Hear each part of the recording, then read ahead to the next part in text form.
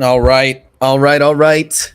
Good morning, good afternoon, good evening, everybody. My name is Bison, aka BisonTrades, over on Twitter, and welcome into another episode of RareFUD Radio. Today is episode 20. I cannot believe it is already 20 episodes.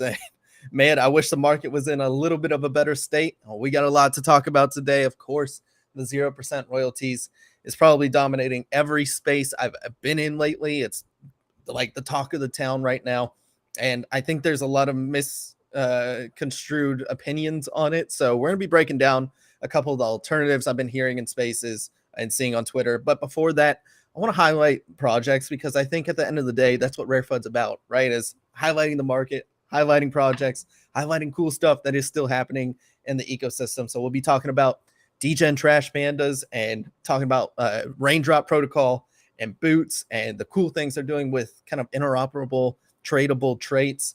I think it's a really interesting tool that will open up the creator economy for Web3. We'll also be talking about Liberty Square and their Exiled collection. So we do have some good project news that hopefully will bring some excitement to the market. We had some Utes trailer that dropped on the Discord. So it's exciting times. Hopefully Utes reveal can save us again. Well, we'll see what happens there. But joining me as always is my co-host Dorian. Dorian, how you doing, my man? Yo, dog. What's good, man? Back for another one. Every day's a holiday. Happy to be here, dude. Like, there's nothing better than coming on every Tuesday and Thursday talking about NFTs, dog. I look forward to it all the time. That's right. I gotta keep that optimism, man. It's you let the market get to you sometimes, but not here on RareFUD, right? There's still some bright spots happening in this market, and we're gonna be talking about them today. And of course, joining us as always is our boy Joe. Joe, how you doing, my man? What's going on? Yo, my brothers. I am kind of misplaced my time a little bit with my Web 2 schedule, but we're here, baby. Workouts in me, so get ready, baby. Let's go. That's right, Joe. Oh, hey, I appreciate you guys joining as always, especially, dude. Like I said, the market is crazy, but we still here. We are always going to be here for Tuesday, Thursday, unless something crazy happens, like I don't know, like a hurricane. Yeah, exactly. So unless some sort of natural catastrophic event happens, it didn't even touch me too. It was just misfortunate timing. But we have stuff to talk about today. So as usual, we'll get into some market update. We're at 115K sold volume. Now that sounds really healthy. We're above 100K sold volume. There's a little nuance with this though, is that I don't know how much I trust volume anymore. We're at 0% royalties. We're at 0% marketplace fees. Like I can't use volume, which is like my number one metric of making like informed decisions, showing where money's flowing. It's tough right now. So it's hard to take these numbers at face value. Now, Magic Eden has recaptured its stranglehold on the market with their announcement that they moved to optional royalties that are enforced on the buyer side, not the seller side. We'll get into that a little bit later too. But at 88% for the day, which is up dramatically. They were creeping down towards the 60s, high 50s before they made this move. So clearly, volume has come back to Magic Eden. Again, I take it with a grain of salt. That just because we have 0% fees, and I don't know, man. It's hard to take these numbers at face value. Projects across the board have been bleeding. The only one in the top 10 that has seen an increase in the past 24 hours is Jelly Rascals. So kudos to them. I know they've been building some cool things over there. I still want to get in touch with Carlos to talk about the project, because I think they were like one of the first ones to go to 0% royalties and show that they have a sustainable project. But I don't think that should be applied to all projects. And again, we'll get into that a little bit later in the show. Guys, I want to get over to you guys real quick. We'll go with Joe first. Joe, what's your take on the market right now? What's the sentiment? How's it going? Yeah, so sentiment is we're close to the bottom. Solana, who knows at the moment? It is a bit of a mess. It's a little bit, but I really look at it as being able to sift sand. At this point, we're all here. We can look with our eyes and see what founders position their stable coins correctly, where they can look down 1 to 2, 3 years payroll. These type of founders, the guys that are working in this time, it's easier. I'm going to put my funds that I do feel like safely allocating too. So I feel, but macro wise, it's the best, right? It really is the best because it's going to take, we're here now using our eyes and ears, and we'll be able to make conscious decisions. Oh, we getting our Joe rug? I gotta have one. Sorry, that completed my thought, but okay, all right. Just want to make sure. Well, I agree with that, Joe. I mean, there's we'll talk about projects doing it right. We'll talk about projects doing it not so right and how they may have contributed to this whole mess that we're facing right now. But Dorian, I kind of want to kick it over to you. What's your take on the market? The overall market sentiment, as you even pointed out, Bison, that we used to use volume as an indicator for whether we were in a bullish or bearish state. Volume's not good anymore because of wash trading. I'm sure we'll cover that later. So I just have to go off community sentiment. And right now, it's pretty ugly out there, dog. I'm not going to lie, man. It is bearish. I wouldn't be releasing projects. I'm not buying things unless I have extremely high conviction in that. And we'll get to the alpha portion later on in the show, as we normally do. But yeah, man, I just think this 0% royalties thing, and it's optional. Let's get that straight now. It's like you can choose whether to pay royalties or not. It's not enforcing. So whether you choose to pay royalties in that has threw everything into a loop, and the market's really trying to figure itself out. But I agree with Joe as well. Like, we're getting to a clear bottom here. Like, yeah. I mean, it does feel like, we're now, it's just peak bear market vibes. And I love how we didn't have this royalty talk like when we were at $200 SOL, and those royalties were taking, I don't know, up to $1,000 or something like that from you on each transaction. And people are just like, they didn't care. You were making a 10x. And I think the big difference right now is that people are trading for 10%, not 10x. We're down bad. That's that clip that you get from royalties is like really putting a dent into people's bottom lines. And I think that's how this all stemmed, right? It's just peak bear market vibes. I do agree though, guys. I think it just feels like we're so close to a bottom. Just judging off my past crypto experience in 2017, 2018, this does feel like the capitulation, that fear, that anxiety that just exists in a bear market at peak bear market feels like once maybe we come out with a solution, once we find some middle ground and everything, that might signal the bottom and we might just go up from there. We do have catalysts on the horizon like Utes and stuff, but I do want to talk about a catalyst that I am excited for, man. I know we've all been like just now getting into the Degeniverse. I know Dorian picked up a Degen Ape Academy not too long ago. We got some Degen Trash Pandas as well across the board. We said it on the Friday space. We're bullish on what they're doing, and just like the smart minds that are over there. Pitt the Panda is a legend over there, and obviously Fast Eddie. We all love Fast Eddie, and he's done a great job on the marketing side for some of this stuff as well, and just getting the word out. But let's talk about Boots. Let's talk about Raindrop Protocol. All right, so Magic Eden came out on the back of their 0% royalties just a few days later, basically said, hey, we're also partnering with Boots to give you like interchangeable traits, right? So you can actually trade traits and it'll open up a creator economy. It's going to be built up and immutable and on-chain through Raindrop Protocol, right? I don't want to say it's immutable. Do we know if it's immutable? I want to fact check that before I say that, but I know it's going to be on-chain. So it'll be reflected into the metadata of the NFT itself. You can switch out like Degen Trash Panda. They do have a picture of it. I'll go ahead and pull it up real quick on screen, but you can actually change out like, they call it SFTs. And they're traits. You can trade them. And I think it'll be really cool to see how it opens up the creator economy on Web3. You'll be able to develop new traits. They will be tradable. Maybe you can make it royalties enforceable on those that will actually give to the people that created those. And maybe you can open it up. I've talked about this with Remnants, like opening up like an in-house creator economy where you literally just like you basically develop these traits and everything like that, and then you put a royalty that goes towards the platform, so Remnants in our case, and then whoever made the trade as well. So I think there's some really cool possibilities here. Let me go ahead and pull this up on screen. Let's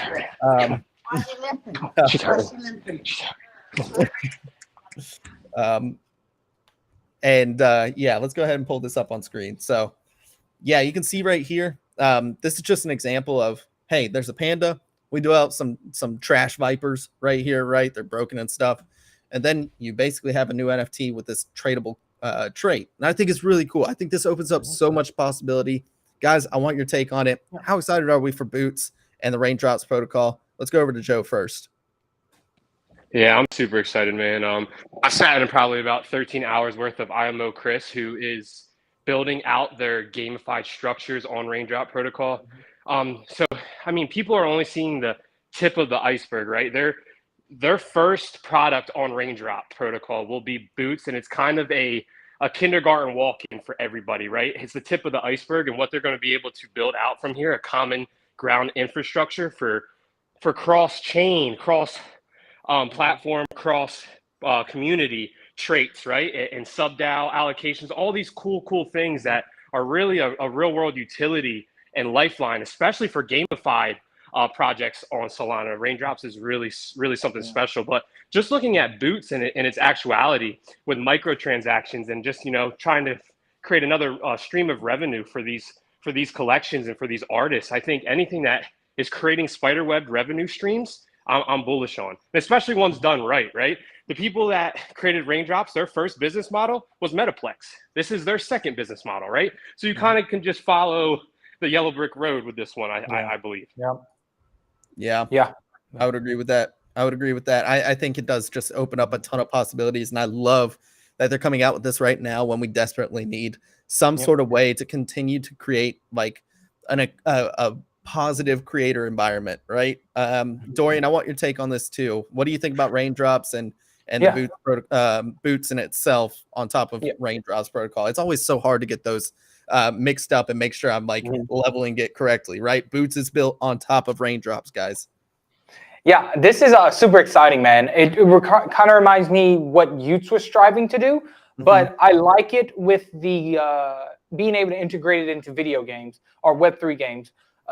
For anybody who's played a video game, one of the core things is customization. This brings that element into Web3 gaming. Being able to customize your NFT and make it your own to like fit your style is like super unique, that I think will launch Web3 gaming even more into the mainstream. Also, more on the community and sub-DAO portion. It's like, not only will you be able to customize yourself, but now you can form a community around traits that you resonate with other people. And these certain traits will have different vibes according to the community. So I think this is amazing. And I know trait NFT customization isn't as mainstream as within the space as people think. I think Tiles is one of the few projects that do it. And if you haven't got to customize your NFT, it's one of those things you don't realize you need it until you actually do it. Like, I'm mad at Tile because they're taking too long to get more traits out that I can customize. Great point. So, yeah, it's just like, I didn't know I needed that in my life until I tried it out. And I'm like, this is dope. Right. Yeah. No, it's so cool to me. Like this is what I wanted, honestly, out of a project. I've been saying this for a while, that like interchangeable traits are going to be what moves us forward, especially in gaming. I mean, you're absolutely right, Dorian. Like being able to loot something, it be a tradable asset that you can automatically upload to your NFT itself, just opens up a world of possibilities. So I think gaming is definitely like probably the most glaring use case for this. But like Joe said as well, like opening up sub-DAO creations and everything like that, to where you can join it no matter what. You just have to buy the trait, right? So everybody's gonna have a punk helm by the time I'm done with it. Yeah, dude, what was such a great point though, right? Imagine being able to throw a punk helm on my D-God and come into Cyber 7 Punk down, like stuff like that. And then imagine this: Dorian has a game, right? I'm in that game. It's a car driving game, let's say.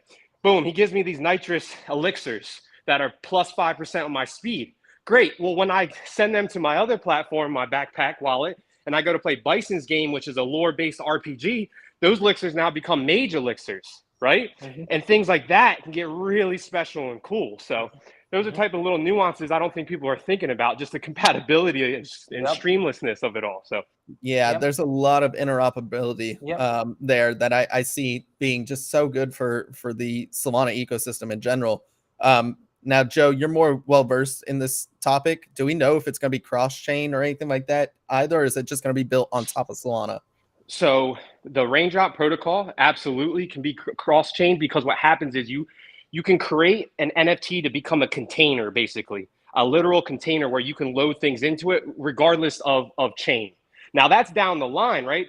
that's the bottom of the iceberg. But yes, that has been talked about because Eddie has been on Chris and Jordan because he wants his pirate hat on his ETH projects as well. So that's been like a mainstay in our Discord chats as well. So yeah, that's down the line for sure. But I think they just, like I said, like they want to kindergarten walk everybody in here to realize like, yo, I can use Raindrops and still incorporate my utility token like Dust or Forge. Like there's ways to do this still. And you can have 5 DTPs and propose your business paradigm to the team. They will vote on you and then literally give you funds in Raindrop to hire devs, right? Because Raindrop is going to like Rust is going to work within Raindrop, and Rain token will almost be a currency for devs, right? Yeah. They're going to be working for this token. So you can kind of see where this is going. It's very early, and nothing's promised in this space. Yeah. But right.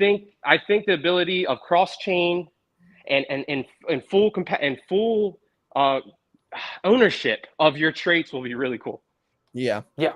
No doubt. I do think it's going to be, it does bring in like cross pollination of projects too. Like you said, Joe, like being able to put your punk helm or something on a DGOD. They're like, what is that? And be like, well, let me tell you a little bit about Cyber Samurai, and it kind of breeds that intersection of projects working together and having a little bit more awareness. It allows for more word of mouth marketing through your NFT itself. So I think there's a lot of possibilities there. I'm really excited for it, man. I'm really excited for it. I think one of the things that I think would help this is if Trash Pandas put something out there where people can come in and try stuff for free. Like I said earlier on, people don't realize how fun customizing NFTs are until they actually do it. Even before I picked up my Tayo, and I'm speaking from experience, because before I picked up my Tayo, I was like, oh, they can do customization. Like that's not a selling point to me. Like I don't care that much until I actually got in there and customized it. And I'm like, oh my God, this is so awesome. Yeah.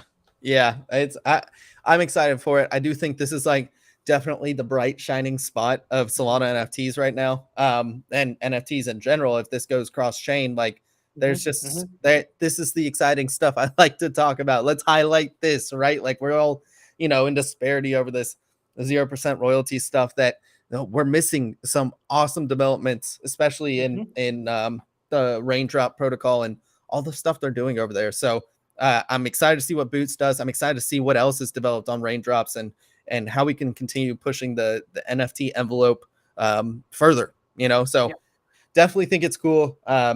Let's talk about Liberty Square. Liberty Square announced their second collection, the Hollowed, which is dropping on October 30th on Magic Eden Launchpad, and it will be able to be minted in Soul and Filth.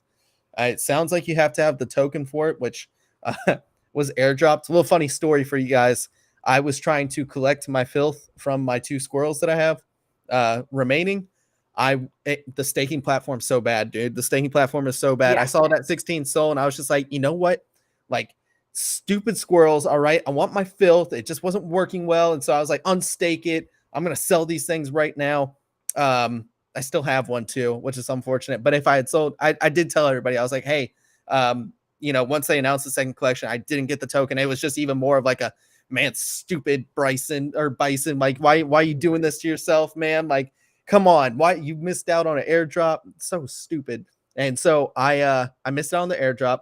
I ended up selling one of my squirrels. I still had one listed that didn't get sold, but we saw a drop. And this is what I've been telling everybody is that when you announce a second collection, there's alpha to be had. Mainly sell before, it catches wind and buy back in lower. That's all you do. You could have done it with DGODs when they announced, or when Utes was minted, got your Ute and sold it. You probably wouldn't have caught 600. You probably would have caught 500 or 400 or something, and then caught that delta between where it is now and where you sold it. And so you got to pocket, 175 sold right now. But Catalina's another one. We can go down the list of second collections and when we see the price drop, but kind of want to get you guys' take on this. I'm going to go ahead and share my screen again. But what do you think about the collection? Because I have mixed opinions on it. I think some of them look really cool, and then some of them just kind of just don't do anything for me. Let's go over to you first, Dorian. Yeah, man. I want to put out there that I'm not like some art specialist. It's not a surprise. So I mean, the art's fine with me. It's not anything crazy. I much prefer the original, the squirrel art. It was super unique, even though it wasn't PFPable. It was recognizable and did have its place within the entire ecosystem. While this is like a little bit generic. And also, I don't like the fact that it's minting on Halloween or close to it, because it puts it in that holiday category. And we see a lot of projects kind of die off after the holiday or that holiday passes. I think it would be better off to release this with some other time, just so it didn't have that correlation. But I mean, the founders are still solid, and I still believe in the project overall. So I think they'll be fine in the long run. Yeah. I mean, I'm curious to see what kind of like second utility it has. I know they have the white paper. I need to go into it in more detail on what kind of, if there's going to be any crossover utility or like sort of special incentives for holding both, or what that looks like, right? I think there's still enough mystery around it that, you know, there will be pumps between speculation, and I think that's good. I think there's alpha to be had there. I'm curious to see how it plays out, but Joe, I want to get your take on it. What do you think about the hollowed? Yeah, Bison, what you said was a great play, right? Where you read these new projects coming out with secondary collections, and you can almost count on that dip. So that's a great alpha to give out. And yeah, man, with Liberty Square, I don't know if you guys know, but he did confirm he'll be working with Boots on both collections. So both collections will be on Boots marketplace. So which is pretty cool. And what I think he dropped, I've been in a lot of spaces lately, and I've heard Liberty talk a few times, and what he's hinting at to me is that this is I think project is going to be completely gamified. Not sure how yet, but he keeps hinting at like, don't expect anything like filth wise out of this. This is going to be complete gamification. So whatever that means to you, it means to you. I do think this is one collection with the runway and the funds allocated in the right way. So like Bison said, you know, you can start looking for some re-entries now. And I think with this, if you look at it, it's like 1/10 of the price for a whitelist token. So the council whitelist token will get you your filter SOL. And then the claim token, I think, is right around above 2 SOL now, will get you an actual mint.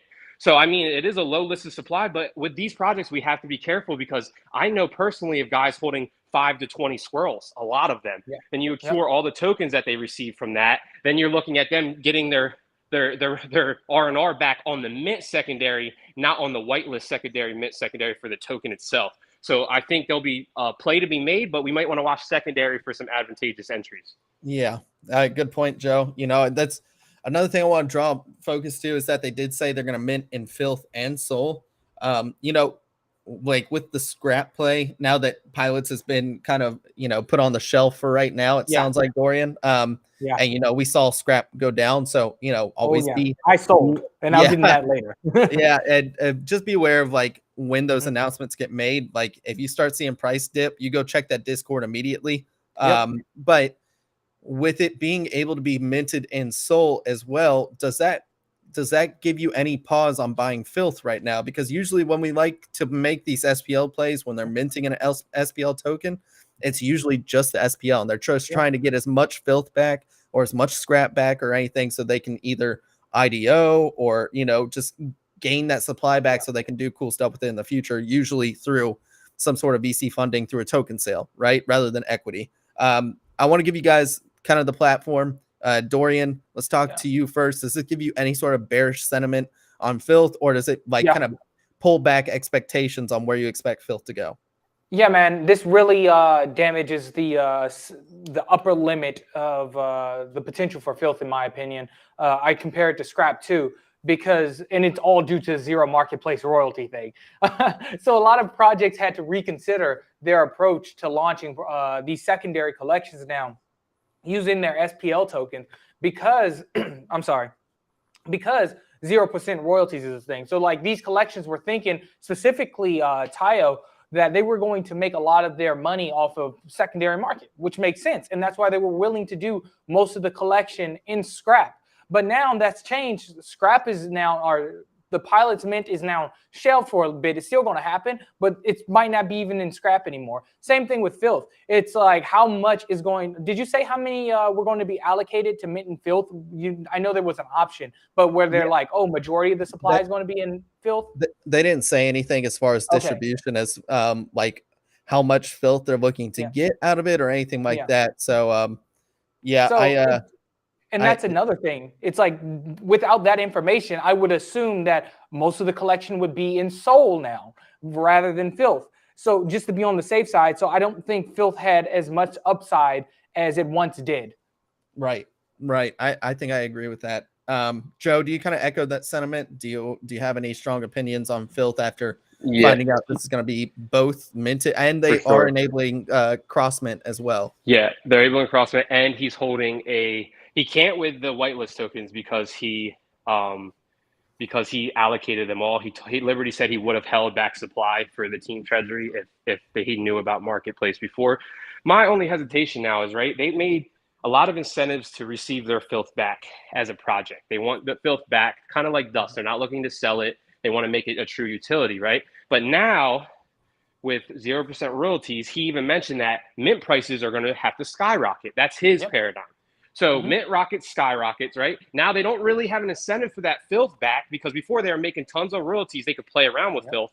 Now it's like, yo, we really need to capture our opportunity cost with this. And so I see you guys there, right? I think they're going to push more for Sol. They'll probably do a lower Sol and a higher Filth is my thinking. It'll be more in Filth equating to Sol at that moment. And it'll make people have more incentive to go towards Sol. But let's see, man. Filth, man, has held big bags, guys. So just be careful with the secondary. This was more of a gift to holders that stuck around. That can come now. Things can come out of those gifts, but a lot of the time, the floor price will suffer because of that. Yeah, they're good points, Joe. Yeah, dog. Good points. No, it's weird to see how the paradigm's shifting with the 0% royalties, which we will get to. I think that's enough on Liberty Square. I'm curious to see how it goes out. Look, the creators, the team, they're goated. I think they are one of the best in the space as far as just being not present, and just understanding what the market is looking like, understanding what they want, and having a clear vision on where they want to go with the project. So I think they have unique value proposition. I think the team will execute at a high level. It is just, there's market conditions to worry about. So, you can only do so much when the whole market is against you. And that's just talking from a macroeconomics perspective as well, on top of the 0% royalties. Before we get into that talk, though, because I know we've been talking about it ad nauseum on our space, on multiple spaces, every space seems to dominate Twitter right now. I want to talk about Alpha. Do you guys have anything that you're looking at right now? We're going to bring our Alpha corner up a little bit in the show. Dorian, let's go with you. What are you looking at right now? Yeah, man. Even in these market conditions, when everything's like seeming extremely bearish, now's the perfect time to be buying. And did your boy go shopping yesterday? Let me tell you about it. One of the things I picked up, or which my primary target, was GM. We've known John Lay was going to utilize GM as a whitelist for whatever he has cooking in the future. So what happened? He came out with an announcement yesterday saying that he was pushing off the release of this collection until after Lisbon, so he can decide what he wants to do because around the whole 0% royalties thing, the optional 0% royalties thing. So what happened to the price? It tanked. It went from, I think, like 10 or 11 Sol, and the lowest I seen was like 6.5, and your boy scooped it up at that price. Like, come on, yo. And it's so crazy in Solana that John Lay didn't say he's canceling the collection. He just said he's moving it out till after Lisbon. But because people are so impatient, they list gems with upcoming catalysts for way lower than they should be. Like, there was no reason to floor that for 6 Sol. Zero. So I'm like, hey, I'll take advantage of the opportunity and patience. Appreciate that, dog. Easy clap. So GM is one of the ones. I mean, we've already seen. I would be talking more about 4x4, but that's what I think 30 Sol last time we checked. But we've been talking about 4x4 for months now, like literal months. Had Adam on the show. Thing was still sitting at 20. And just not only do you get Iron Paw mints, but you get what is it? Brave coming up. They're having a mint. So you have a mint for that with the additions. So yeah, but beyond GM right now, I'm scoping out the market. I'm checking out Aurora. Those have seen a pullback to 20. Aurora is a VC-backed game that's been building for a while. I want to do a deeper dive into their ecosystem. They held at a 30 Sol floor price for a good bid. So like seeing them at 20s, I think is a good opportunity to hop in. I still need to find time to do research on Mindfolk. I still have one based on just hearing the founder speak and being bullish on him. But I like, whenever I invest in something, I like to go heavy in it so it can pay off proportionally. And don't worry, your boy takes L's just as proportionally too. So, That's right. But yeah, so I need to do research on that. But yeah, those are a couple things that I'm looking at. Oh yeah, and Nekozuma's on a discount. Jet's still pumping out spaces like it's cool. Like, yo, anything sub 2 on Nekozuma is like prime load up time. I'm actually going to go pick up some more once we get off stream. Actually, let me do it now so you guys don't front run me. I like all those plays. I know we've been talking about, those additions that have upcoming catalysts for a while now with GM. The first edition's out there too, but GM is a cheaper entry. So it really just depends on, do you want to pay the premium for the art of the first edition, which I like better than the art for GM, but GM's cheaper. And if you want the same catalyst, that's a cheaper entry.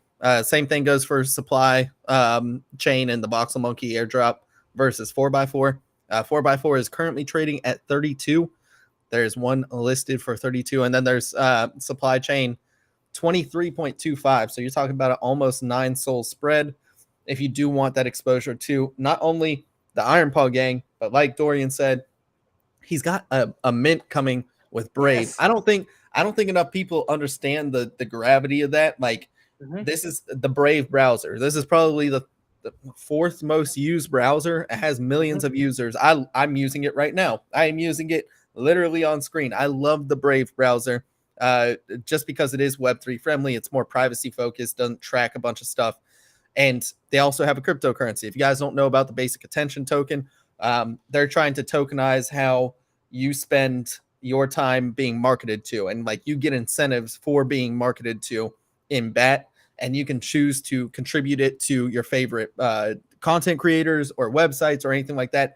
It's a really cool and interesting dynamic there, but you're able to mint this upcoming drop that Adam Ape and Brave are collabing on in BAT and Solana. So really cool dynamics there. I'm very curious to see. I would imagine that's why we saw a run up in this price right here, is once he announced it, dude, it almost hit 40 SOL for a 4x4. Like, that was awesome. It's pulled back a little bit. I would expect more pullback after this Brave mint. It sounds like the Brave mint is going to be before Iron Paw gang. So we always look for these catalysts. We look for selling into the catalyst if you're going to sell, or, use it for the mint and then sell off. If you have that second or third one, you can sell that off and then look to buy back in after the mint. This is like not rocket science over here, guys. So Joe, I want to go over to you. What are you looking at right now? What's got your interest? Great plays, Dor. I agree with all those. Thanks, man. I have two projects that I'm looking at right now to accumulate. Well, not 2 projects, 2 entities, I guess. DTP? That I've accumulated. I've got my grails and I've got a bunch of floors. I'm actually looking at accumulating Rain Protocol under 13 cents. Slippage is crazy, so I would go with like very small soul buys in increments. I just think that has a play, right? If Metaplex had a token that was available to buy when Candy Machine was popping off, would you invest in it? That gave you utilities and maybe able to build and hire your own devs and crazy, right? So I'm looking at that. It's obviously not financial advice. I'm an idiot. I have no idea what I'm talking about. And then I'm also looking at simpler bounty hunters under 4 SOL. Man, that team is no joke, bro. I sat down with Guy Cookie and I talked to him, and everyone but him is in the same infrastructure, same space in Australia. They're all together, right? IRL, and they're all just big brains, and they're out here innovating and really trying to create new projects and protecting us as buyers and consumers and founders and artists and creator royalties. I think the meta right now is them, and if they can pull it off, I think they can definitely have a first mover effect. Yeah, no, I really like that call, Joe. I was big into when they minted. There was a few, because that wave was more interesting than the wave that followed after it, where we just got like fire hosed with a bunch of mints, like a ton. Like it was literally like drinking water through a fire hose, right? Yeah, so it really was. And it was like, okay, well, what of these projects are actually going to survive? And I remember calling out, I was like, look, Bounty Hunter seems like it is actually something that is interesting over there and something I want to watch. I would agree with that call, Joe. I do like them under 4 SOL. Would definitely be where I'm interested. That looks like a really good support zone too, if I'm checking out the chart. I really like that call. They are coming out with like a shield. So it is like the meta shield that, Magic Eden said they're going to roll out. And then the next thing you know, they're enforcing 0% royalties. We will, of course, talk about that. But I do like Simpler a lot. They seem to be not only coming out with cool solutions, but kind of being somewhat of a competitor to Communa 3, which also, you look at market cap and supply comparisons between Mad Scientist and Simpler. I think so. That's real quick, Dor. The UI UX on Simpler, I created a login, and their UI UX is really cool. And I can see, because you have a bounty tab, which is like Community 3 for your raids and all that. And then you can power up your Simply Bounty Hunter. But also what I thought was really cool was your reward hub, right? Where you bought this NFT and it goes in there and it goes, you owe 0% royalties. You're good to go. Or you owe 28% more royalties, right? And I can see how that can streamline a bunch of projects signing up, right? So I go buy a Liberty Square. I can't stake it for filth. I check my Bounty Hunter tab. Oh, I owe 28% royalties. No wonder I can't stake it for filth. Pay that off right there in that infrastructure, one click, and now I'm good to go. So, I mean, there's pros and cons to it, but I can see how they can make it really easy for teams that want to penalize buyers for not using creator royalty platforms, which, pros and cons of that as well. I'm not saying that I'm in it to win it with either thought process, but I can see how that could really maybe work, Yeah. Yo, Joe, I'm sorry. Go ahead, Bison. Nope, you got it. I just want to say, Joe, dude, you're like spot on with it, dog. And whether you like it or not, it's like Simpler Bounty Hunters give creators a solution to get around and to enforce royalties. So the one thing about them is like you can ride on this or you can miss this train. And I'm going to also pick up some bounty hunters as well. Like, don't front run me, guys. But I'm picking them up, and as I think you and Joe said, that they're a rival to Community 3. I'm more bullish on Simpler Bounty Hunters because they execute way faster than Community 3. They're more aggressively in the space. They execute at the speed that they need to be successful on Solana, dude.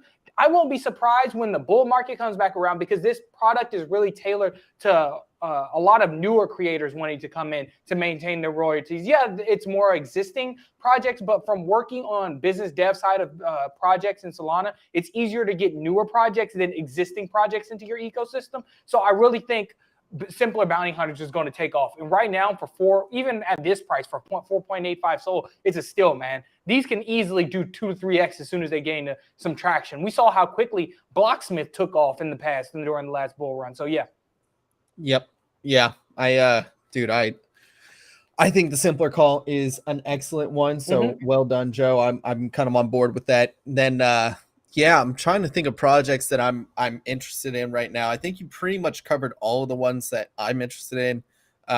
I know remnants below 5 is really what I'm targeting if I'm trying to read. I did parse them out, guys, just so you know I am on the team. So I want to disclaim that, but I did parse them out. I did sell some at like 7-ish, just to kind of hedge some losses. The minimum I've always said I wanted for remnants is 20 remnants and then 10 camps. So I do have 2 more remnants. I have 22 and then 16 camps. So I may look to parse them off just if I need liquidity, but I will always pretty much keep that unless something tragic happens, right? So I do think remnants is a good pickup, but that is a long-term hold, right? And if you're trying to find quick gains or anything like that, you're not going to find them with remnants. It's going to take a few months for us to get all the stuff we want out. We'll start rolling out some developments here in the next month or so, it sounds like. But that's just a longer-term hold, putting it into a wallet I look to as my long-term wallet, and I just set it and forget it, right? Yeah. I think also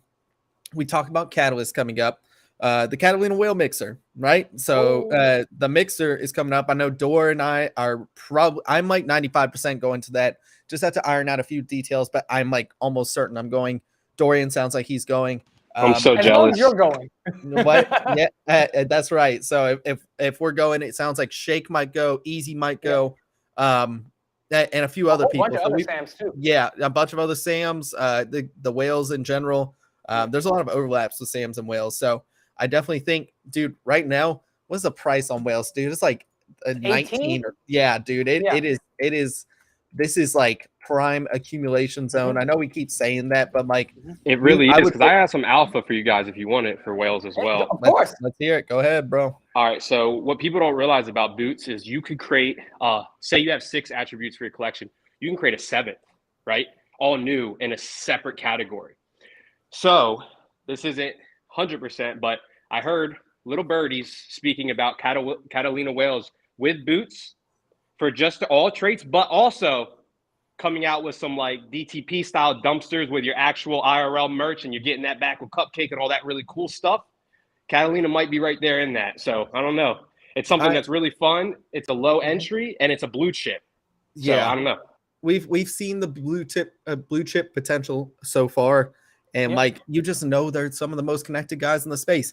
They're going to have a banger party. Like, it's going to be in Miami. They already had the best party at NFT NYC. For anybody there, was literally talking about the praises of having Diplo on a rooftop and like an actual party scene rather than just like a bunch of dudes in a circle drinking.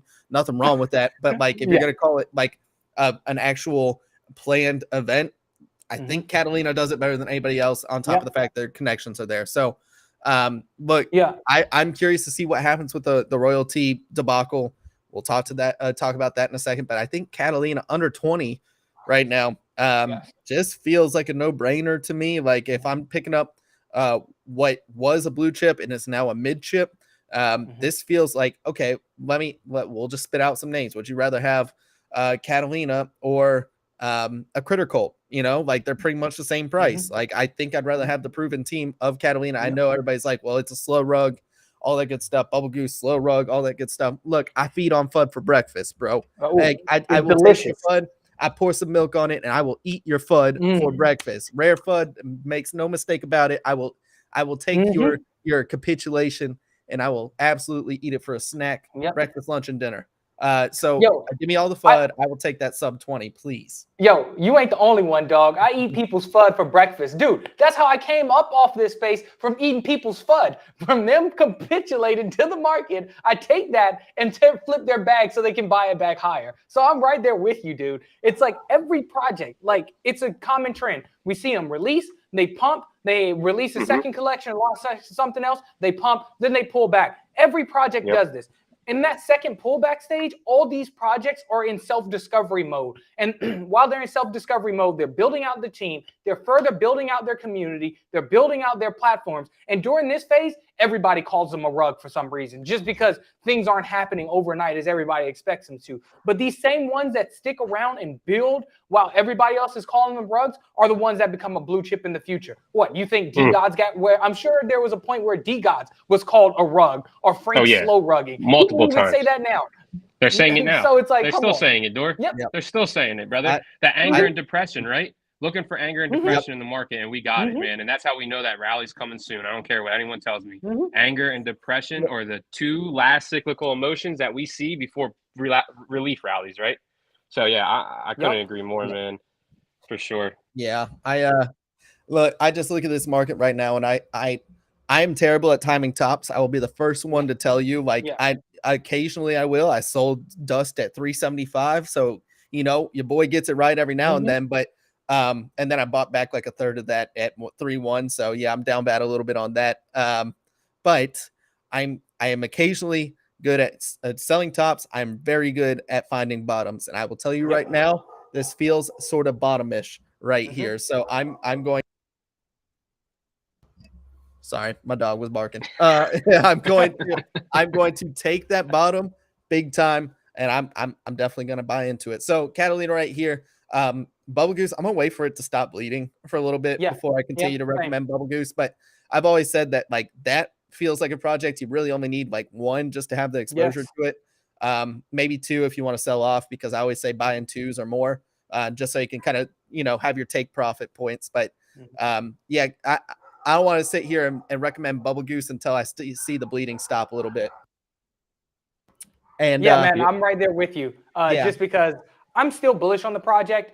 I've had Bubble Goose at 9, and I'm down real bad. But guess what? Your boy's still confident because nothing's fundamentally changed. It's just, once again, we're going through that capitulation phase where people aren't getting what they expect. However, Bubble Goose is still building. Carl hasn't stopped. things are actively going right now. So there is no reason for me to feel like I need to sell my position. I just think the market's in a bad position right now. But once things start rolling, we're going to see some good movement on Bubble Goose. And I'm honestly considering to pick up a couple more, as Bison said, once that bleeding stops. Yeah. Good point. Front run that next type announcement of like, all right, show's ready to go, or anything that's really a big catalyst, right? That people start dumping in on. Yeah, I couldn't agree more. I think there's really some solid teams to be found right now, and I think it's easier. It really is easier because really at the end of the day, right? A lot of projects line up announcements to farm royalties, correct? They don't have longevity. They know they can see how much we can pump out of these royalties with announcement. So now what we're seeing is two things happen. Immature investors are having to wait and actually practice delayed gratifications with the teams they like, or they cut in fat losses and they're out of the ecosystem. Vice versa, we're seeing projects have to learn new revenue streams, new marketing strategies, right? Good or bad for either or. We're seeing both sides, consumer and seller, have to kind of change their paradigms and see where it goes. So this is great for an emerging market. I expect violent swings in paradigms multiple times in the next couple of years for us, right? I really do. And that's how you get, you over innovate and you finally get to a point where you're like, oh, we have a fat market cap and we're happy, right? So we're right here with it, man. And we're the eyes and ears to the market. And that's how you really create your positions of strength that we always talk about, man. So, So yeah, Catalina, probably my other one on top of the ones that you guys already recommended. I'm always looking for more entries into GM and stuff, but I kind of just want to see how, the topic, the elephant in the room, kind of settles with the 0% royalties, which, look, I want to clear the air here. So how this all spun about, y'all came through, 3 months ago or something now, and basically said, hey, we're coming out with the 0% creator royalties market. Your NFT, you decide. Market uproar. Magic Eden was like, we're going to protect royalties. And now we've shot ourselves in the foot. They've done a complete 180 and have now said, you know what? We're actually going to let the buyer decide. The royalties, the buyers are actually going to pay the royalties. Yeah, the buyer's going to pay the royalties. And I think it's a great idea, man. But before we get into that part, there's a little bit prelude before we even got there about these, how did the conversation of 0% royalties even come up? Well, this even started because a lot of projects got greedy or started setting their royalty percentages too high, man. Not bashing on DeGods, but it's no surprise in the community. True. You can correct me if I'm wrong, Joe, but DeGods royalties were 9.99% for a while. Yep. Forever, really. And it's a lot. Once you start at that 500, 600 range, man, you can't blame people for wanting to go other regions. So really it's on both sides, right? Dor, we saw people get really greedy. Right? And then marketplaces go, oh, well, there's a reason, there's a cause for us to even start this now. And then we see the vice versa. We see the violent swing high, the violent swing low. And now we're trying to see that equilibrium kind of pan out. I agree with you. I agree with you very, very strongly, Dor.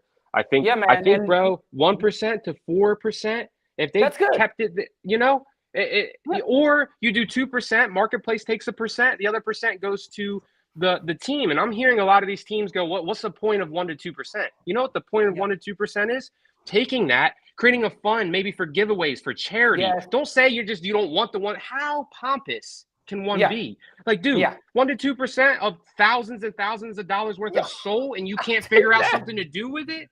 Come on, guys. And that's what I'm saying. Some of these founders, too, have a God theory to them. And how could you not, with hundreds of people calling your name on Twitter Spaces? And so, man, it's a slippery slope for, founders and marketplaces both. I think everyone needs to correct themselves and get better. And I think it's the truth. Everybody can kind of find a pro to get better on. Yeah. No, I think you're right. I think a lot of people want to point their finger at a singular entity in this whole debacle. Some people are like, it's Magic Eden's fault. They said they're going to defend this. And, oh, no, it's Frank's fault. He just did a 180 and completely, all he did was harvest the Utes royalties and then was peace, no royalties. He shot the market in the foot. Bro, you want to know what this boils down to? Consumer behavior. I mean, projects definitely sit there and 10% was too much. Let's go ahead and call a spade. 10% is too much, right? Even on some especially of on these 600 sold, dog. Like Yeah. that's like 2K, dude. Like, Yeah. come on, man. Yeah, I mean, especially and that's another thing is like we weren't having this discussion at peak bull market. Everybody was like, "Oh yeah, take take your 10%. I already 10x my money. Now we're trading 10%." And everybody's like, "Well, you're taking 10%. That's 1% of profit." And like, man, I'm trading lunch money out here and rabble. And it's one of those things where like, bro, you shouldn't be trading right now. Like seriously, I talk about this all the time. It's opportunity cost, right? Like you could be trading $30 a soul. You're hoping to get a soul gain out of some of these projects, maybe like 2x your money right now. Heck yeah, 2x right now. When we were making calls a few months ago, I'm like Liberty Square, 2 soul, Lotus Gang, 7 soul, like where we were seeing multiples. Like, yeah, everybody was happier back then. We're not seeing multiples right now. Like there's very few and far between on these plays that are actually yielding a 2x where you can cover your costs, and then you had to worry about royalties, but you were like, oh, whatever, like it's still 90% gain over here, you know what I mean? So it was it's just the paradigm shifted, right? And everybody's like everything's going down right now, and they're like, so royalties become more of an issue when we're all seeing red, you know what I mean? So it's like if royalties are being paid on just the price itself, not on profit. So not only do you have to take that loss, so let's say you're selling at a 10% loss, but you also have to factor in the 10% royalties or 5% royalties. Oh, and by the way, there's another 2% from the marketplace for the itself. marketplace. And this is just a junction of where we're at in the market. We're all down bad. This is a bear market. It's a function of soul price. So if soul was $200, $250, I think we'd all be a little less mad, and like we could take a little deep breath on this. If creators weren't so greedy, 10% is too much. I think that 1 to 4% ish range is probably, because my ideal world is, I think 1% marketplace fee, fine, whatever. We trade on marketplaces, that's okay. And I think a creator royalty like 4% or something like that, that's fine. That totals up to be 5% on your transaction. I think that's the max. That's my comfy zone. Anything more than that feels a little too much. Like I would say that's my sweet spot, right? If we're going to enforce creator royalties.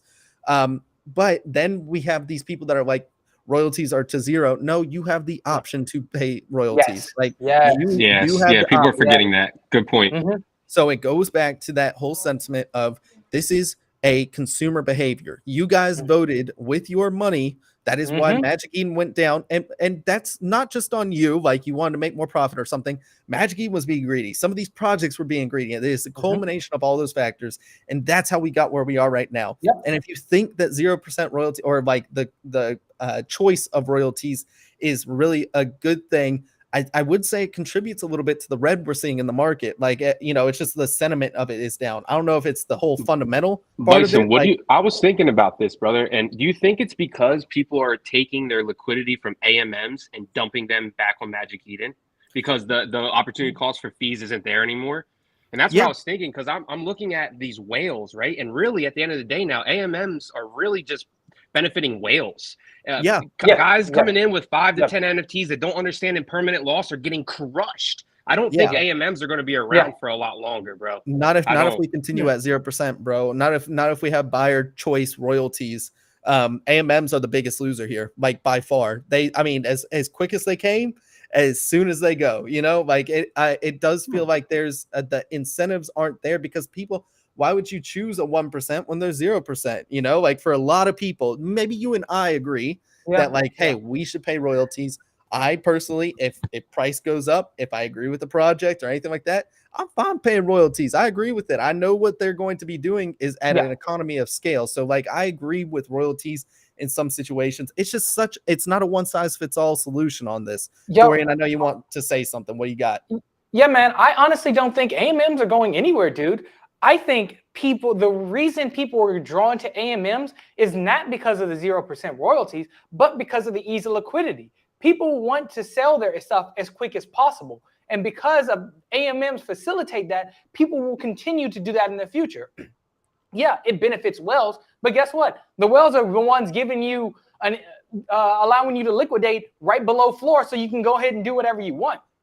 So unless I still think AMMs will grow or be at least valuable in the future, as long as Magic Eden doesn't implement like AMM features such as collection-wide bids or an AMM itself. Yeah. So I that was gonna be my point. Is like I basically spent all my time on hyperspace. I still do. Like it is just the best aggregator. It has the best UI that I'm most familiar with. So like I like AMMs. Tensor reminded me like of old school trading. Like I was at a trading desk or something like that. It felt fun. Elixir's cool. I like the UI on Elixir, and then HadeSwap I thought was cool, but I knew a lot of liquidity was there. So that's kind of why I joined HadeSwap. But yeah, it is one of those things where like, look, hyperspace for me solved that liquidity issue. Like most of these collections had a floor bid where, a collection bid where if I really wanted to sell, actually, what did I sell over the weekend to a floor? Like I was like, man, I see this is going down. Everybody keeps undercutting. Like I'm just going to sell into this floor bid while I still can. So I agree. There is that liquidity is awesome. But when you have something like hyperspace that solves it with a collection bid. So maybe there is some sort of happy medium there, but this is putting a debt. I mean, we see it in the numbers right now because the only AMM that I see that's getting anything now, Elixir isn't on TIEXO, which is what I've been using for my market stats lately. So I'm curious to see. I know a lot of people have been saying they've been doing about 5 to 10K SOL a day. I would love to see how that's impacted by current market conditions. And now that Magic Eden has 0%, but HadeSwap is down to 7%. They were at like almost high teens or something like that. So we're seeing a drawback on that. There's no Tensor on here as well, but I've seen a lot less talk about Tensor lately. It seems to be HadeSwap and Elixir because of the rewards that they give you on Elixir. Seem to incentivize some of the smaller participants over to Elixir. But you're right. I mean, like it's going to be very interesting because as soon as we started seeing like, hey, this is a paradigm shift, we got AMMs that seem to clearly be taking like significant, notable volume away. Boom, here comes 0% royalties or buyer optional royalties, I should say. We'll call them that. We'll call them buyer optional royalties because that's what they are. You get to choose if you want to pay the full or half or none, right? So, look, go ahead, Joe. I had a quick question for you before you finish your thought, real quick, because it's directed straight at you. What about one-of-one art royalties? Has that changed at all for marketplaces? I know that's probably, you can go on a tangent for an hour off that, but I'm really I did earlier today. Okay. I did earlier today. I was on No Fluff when it first started out, and there's Lucifer was talking about how John Lay was pumping out editions. I like immediately jumped on stage. I was like, bro, you let me know if he pumped out anything more than 2 editions because I will buy them right now. But he was mixing them up with Degen Poet, and then we started getting into a one-on-one talk of dude, it's so curious because I go back and forth on it. I'm leaning more in the support of royalties for the one-on-one space because look, you're getting into art. If this wasn't a thing, if royalties weren't a thing, why would they even come to Web3? I mean, I guess it's somewhat of a more addressable market without borders, and I guess that's the appeal of it. And you can mint something and sell it, at auction or whatnot instead of a curator. But for a lot of them, it's like, bro, I can get to way more notable people within the curation space in Web 2. Like I can go to a prominent curator, show them my art, and if they like it, like I'm getting way more attention, and eventually my collections will be worth way more that way than on Web 3, where like I'm gaining a part of the collection as a whole. So like me doing a really good job of connecting with the right people and showing the right whales, like, hey, this is my art. Seeing the consistent, release of work. It's just a really unique and nuanced paradigm because look, we've said it before that I think with generative collections that are operating more as a business, I think the model should be you withhold supply. And that's the collection is now more of a holder. That is the perfect alignment because then you have a vesting period. And I saw somebody was talking about vesting period, whereas price base, which I was like, oh, I don't know about that because it's 0% royalties. Then you can just pump out that price to a certain price, then release your vesting period and then just dump it on the market. Whereas, with time-based, it shows, hey, I'm going to consistently work through Q1, through Q2. I'll release a certain portion, all that good stuff. It works for generative work. It doesn't work for one-on-one. It doesn't. You can't withhold supply unless you're doing an addition, in which case you have to curate that community to buy it off of you. They are more liquid than one-of-one art, but they're not nearly as liquid as generative collection. So this is one of what I'm saying is like we continue to have this debate, and it's not a one size fits all, right? Like it's not. There's different nuances, right? There's the gaming sector. You know what? Yes. Like, should they have a certain percent of royalties? Because game development is expensive, dude. Like it is expensive. So, you know, that's different than a branding meta where they're just trying to like shake a bunch of hands and get into like IMG with OK Bears and get into a licensing deal and stuff. So, dude, it's just so nuanced, and everybody keeps trying to shrink it down to one size fits all. That you really I don't. That made so much sense to me, brother. That like I don't understand why marketplaces should literally reach out to you, brother, because you could help literally articulate what needs to be done to both consumer and project founder or artists consecutively, bro. Like you are on point with that, Bison. So thank you for that, brother. Again, appreciate you. You know what marketplaces could do? I don't know why they haven't. They rushed to 0%, bro. We would all be fine paying this fee. Like even 2% if you rewarded us properly. I don't think enough people are incentivizing. They're worried about taking away privileges or, you know, taking away features. I think you should incentivize. The opposite, right? They're not doing the opposite. That's such a good point. They're penalizing, but they're not incentivizing. Wow. Right. For real. Dorian, what's up? No, dude, Bison, you are spot on, dog. And like the video that I'm working on articulates exactly all of that, man. Like with one-of-one spaces, I think artists should continue to get royalties because you're investing in that solely because of the art. Why wouldn't you pay them to continue to doing what they're doing? But at the same time, I think it'll be easier to create a community that wants to pay those because there's a smaller community, because you purchase that for the art. So I think it's easier to be like, hey, I should pay royalties on this. Regarding bigger communities, another reason I think AMMs will be prevalent in the future is because one of the ideas that I had, if founders really wanted to capture royalties, they could mint an entire collection unrevealed, throw that all into an AMM. People buy from the AMM, so they're capturing trading volume, then have a 2 SOL or X amount of SOL pay for reveal. Boom. Not only do you capture trading volume, but you're also capturing a mint price as well. So that's why I still think AMMs will be prevalent. In terms of video or in terms of Web3 gaming, I think these individual games are likely to create their own marketplace. You can have incentives within these in-game marketplaces for people to want to use them instead of going to somewhere like Magic Eden, because there'll be a niche group of people playing this game who want certain items. So I think the market will operate more efficiently with individual in-game markets versus just going to a wider marketplace. Yeah. All right, good point, Store. I like I said, there's multiple angles to approach this, depending on the sector, depending on what kind of style of NFT it is. Joe, I know you were in the middle of something. I kind of just want to give Dorian the chance to speak there for a second. What was up, Joe? What are you saying? Oh no, I'm glad you cut my crazy ass off. I took 350 milligrams of caffeine like 28 minutes ago, and I'm running through brick walls right now. So I'm so sorry, Dorian. You're good, dog. I mean, look, it's good, and you know, I think it's one of those things that I've enjoyed the debate on spaces to an extent. Sometimes you can overextend yourself, and it just gets exhausting. I remember earlier today, I just we kept going in circles. I was like, look, agree to disagree. You know, it's becoming almost a political point. I think that's the one thing that I'm just so terrified of is like this shouldn't be a political point. This should be like a collaboration point that like, hey, we are at a crossroads. We are at something special. This is where creators can reach out to founders, that can reach out to consumers / ambassadors. Like when you own an NFT, the unique value proposition of being in Web3 is that you're not just a consumer, right? You're an ambassador, you're an investor, you get access to a special community or special utility or anything. Like you get access to a digital good or service in some way, shape, or form, whether it's a collectible, whether it's a gaming platform or anything like that. And I think if we continue to butt heads on this topic, we are ruining that platform. I think a lot of people talk about a subscription model too. I heard that being thrown about today. Or maybe in some sectors, and I'm not completely dismissing it. Maybe in some sectors, it could be a viable option.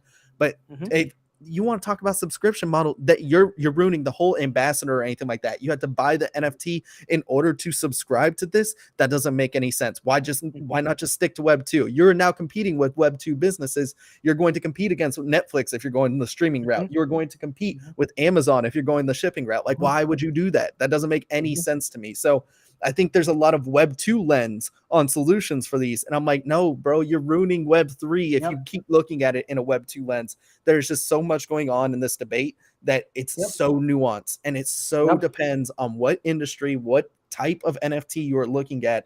That depends on the solution, right? Or the proper solution, in my opinion. No, dude, well said, dog. I agree with everything you just said. So any more points on the zero? Alpha. I got some alpha, I think, for naked DTPs.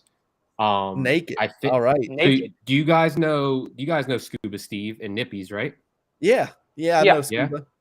Okay. So there's gonna be a proposal made basically for him to hook up some nippy traits for the naked DTPs, I think, coming, which will be pretty cool. And then also, like, he's gonna have a one-of-one project with a sort of staking mechanism that will be able to redeem RAIN for making changes to their one-of-ones.